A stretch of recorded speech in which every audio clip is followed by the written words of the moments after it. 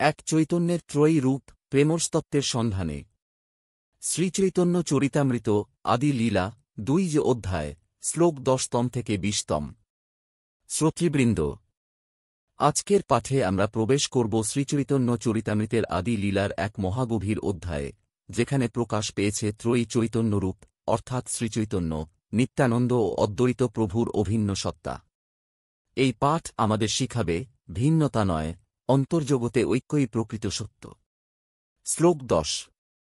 তিনজন প্রভুর মিলে একাত্মভাব, তিন সঙ্গে করেন লীলা ত্রয়ত্বভাব। এই তিন প্রভু চৈতন্য, নিত্যানন্দ ও অদ্বৈত একাত্মতায় পরিপূর্ণ। তাঁরা একত্রে লীলা করেন, যদিও তাঁদের ত্রিরূপ ভাব ধরা পড়ে। এখানে প্রকাশ পায় তত্ত্ব ও লীলার দ্বৈত ধারা।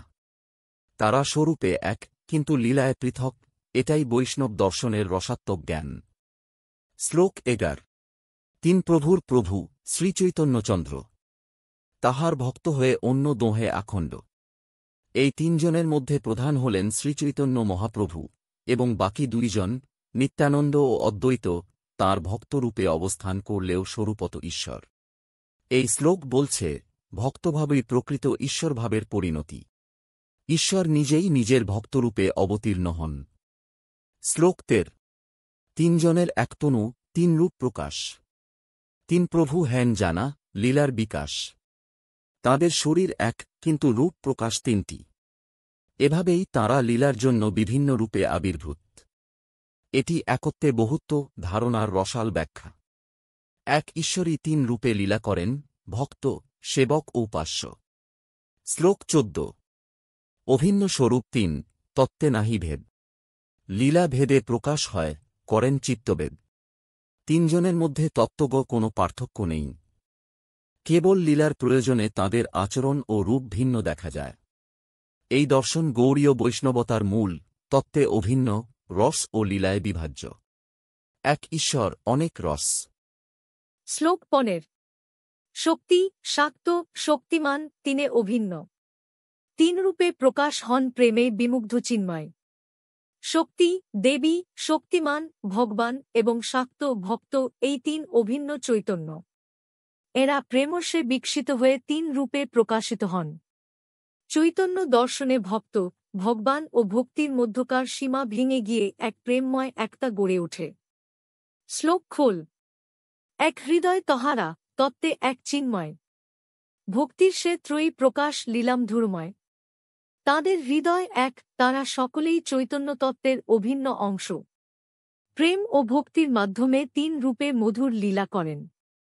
এখানে ঈশ্বরের লীলার সৌন্দর্য, যেখানে তত্ত্বীয় গম্ভীরতাও প্রেমরসে পরিপূর্ণ। শ্লোক 17। তত্ত্বে এক, রসেতে বহু, চৈতন্যরূপ। এই রহস্য না বুঝে কয়কে মিথ্যাক ভূপ। তত্ত্বে শ্রীচৈতন্য এক, রসতত্ত্বে বহুরূপ। যারা এই গু রহস্য না বুঝে তাঁকে সাধারণ ব্যক্তি ভাবে, তারা অজ্ঞ। চৈতন্য মহাপ্রভুর ঈশ্বরত্ব বোঝার জন্য জ্ঞান নয়, প্রেম, ভক্তি ও রসবোধ প্রয়োজন। শ্লোক 18। মায়াবাদী পণ্ডিতেরা বোঝে না এই লীলা। চৈতন্যকে বলে মানুষ, বড় গলা। মায়াবাদী পণ্ডিতেরা এই প্রেমলীলার রহস্য বোঝে না। তারা শ্রীচৈতন্যকে কেবল একজন মানুষ মনে করে। মায়াবাদ বা নির্গুণবাদে ঈশ্বরের ব্যক্তিগত লীলার স্বীকৃতি নেই।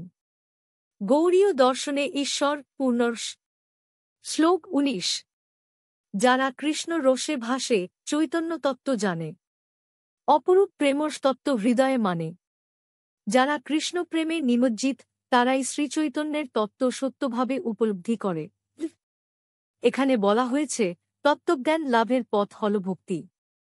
শ্রীচৈতন্যকে উপলব্ধি করতে হলে হৃদয়ে প্রেম জাগাতে হয়। শ্লোক 20। প্রেম ভক্তি বিনা চৈতন্য চিন্তন হয় না।